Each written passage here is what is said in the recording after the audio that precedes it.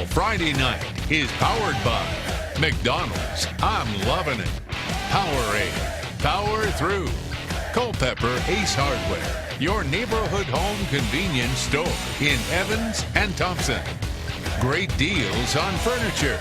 See it, buy it, take it home today. And Jostens, celebrating moments that matter.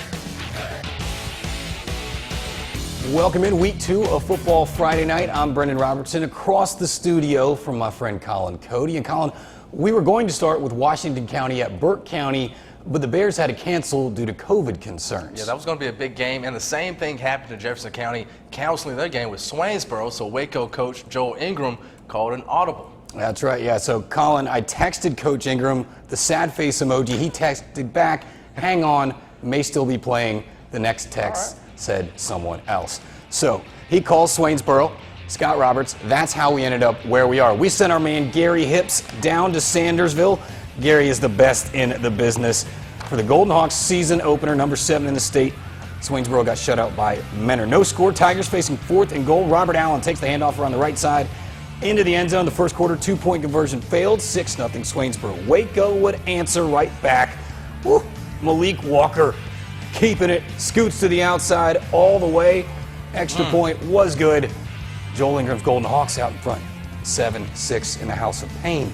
Second quarter, Ty Adams ran the ball a lot tonight, and another big one here.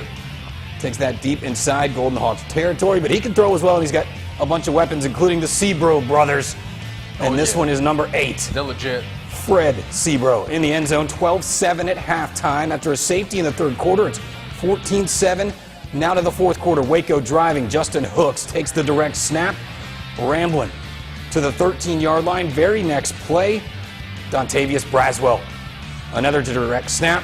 Pay dirt. We're tied at 14 with 5 minutes to go. Here comes Swainsboro. Adams. You know he's going to look for one of those Sebros. This one's Cedric. Tip drill. Uh-oh. What a catch coming down with it. Up. Keeps the drive alive. Under 40 seconds to play now. We're tied. Ty Adams looking, trying to make a play. End zone touchdown. Swainsboro wins a thriller tonight, 20-14. Here is Scott Roberts. We had some kids that needed some experience under the lights, and last week, they got a little bit of experience in Washington County. What a great program that's always very physical, and our kids grew up a lot. In Washington County, this is their first game. Coach Ingram, I just got through telling him, they're going to grow a lot from that week, from this week to next week, and it's going to be really tough for us when we see them again in 2 weeks. But I'm excited for our kids. They fought like crazy for this opportunity, and we're just going to try and get better and better every week. Yeah, they'll do it again in 2 weeks. Before that, Waco hosts Thompson scheduled, and Swainsboro hosting Statesboro. Safe travels home, Gary. How about home opener for Glen Hills? Spartans lost at Therrell 30-8 a week ago. ARC got a gritty 12-6 win over Lakeside. Jackson Murphy, the quarterback, he was doing kicking duties. That's because ARC was already up 42-0 by the time we got there. Glen Hills trying to drive and get some points. Jonathan David Jones hands off to Darren Cobb, struggling to get a couple yards in there the hard way. ARC would get the ball back, though. Brian Green in at QB to Paul Reed. Yards tough to come by in the second half. Points even tougher. Fourth quarter now. Trav Wright hands off to Taquan Bell. Yeah, that's the B button, I believe. We'll circle your PlayStation. Yeah, I'm an Xbox guy. Then Trav Wright going to give it to Josh Kors and fumbles it over to Glen Hills. Couldn't take advantage, though. ARC wins big. They are 2-0, 42-0. Greenbrier season opener on the road against Harlem, who's hoping to bounce back from their loss to Aquinas on Game Night Live last week. Opening drive for the Bulldogs, Jeremiah Ellis. We've seen plenty of that.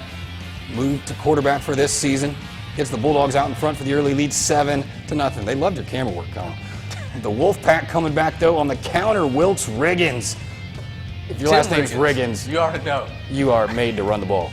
Huge gain into Bulldog territory and lets the defense know about it. A few plays later, our boy Bo Shugarts. Bo, big Bo. All CSRA player on both sides of the ball. Takes it in for the points there. Greenbrier would take the lead after the 2-point conversion. Offense rolling again.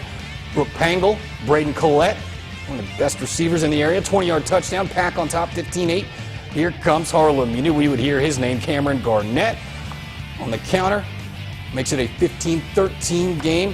on the 2-point conversion. Ellis, another keeper, and Colin, we got some thrillers. This one tied at this was 15. good. After the ball changed hand twice, Greenbrier on the move, less than a minute on the clock in the first half. Pengel looking, finds Malik Leverett in the back of the end zone. A dime. 21-15 at the break. Greenbrier holds on for that win, 29-22.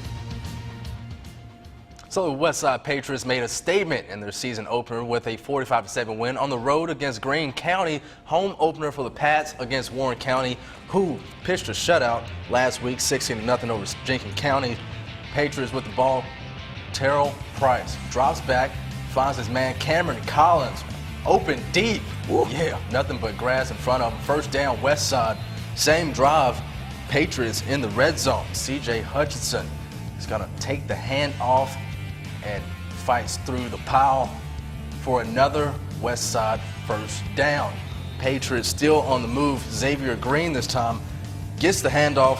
Touchdown. Westside, because it's the best side. Westside missed the extra point, so they're up 6-0. Warren County is going to have the ball now. And Jatavian Allen. Here he goes. Allen finds the green for a huge run right up the middle, down the... Woo. Man, look at that. I mean, past the 50, all the way down to like the 30. Cameron could barely keep up with him. Glitching. Warren County knocking on the door now. Kyrie Evans gets the handoff. He runs it in for 6. It's a tie ball game at 6 apiece. Warren County back with the ball coming up, and this time Jalen Hardy is going to complete a pass to Kyrie Evans. Evans gets the first, but Warren County could not score before the half. 18-6, the final. Now Scranton County lost their opener against Southeast Bullock tonight, hosting the number 7 ranked private school team, Savannah Christian. Savannah Christian starting the first quarter off with a bang with a long pass down the field by receiver George Fudge.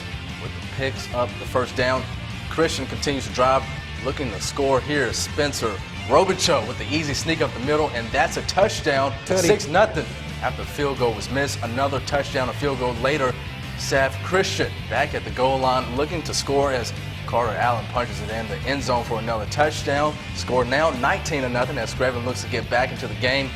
Now, Scranton takes a risk on 4th down, handing the ball off to LaClavion Lane, who drives up the middle and is brought down after getting caught by the leg, but not before picking up the first. Second quarter, Scranton crowd is back in the game, and number 9, Jonathan Budget. He has no budget. Some room and takes it. Looks like he'll go all the way. Looks like Gary Hawkins, doing his best Gary Hawkins impression. I mean, they keep him down there, man. So he takes him to the end zone, right before the end zone. First down, Scranton looking to score for the first time this game, and it's LaClavion Lane. End zone, Scranton, touchdown. Now the score is 19-7. Savannah Christian 26-7 is the final. Man. All right, don't go anywhere. We're just getting started here. Football Friday night coming up. Games with Evans, Hapsiba, Aquinas, Game Night Live, top plays, all that and more coming your way.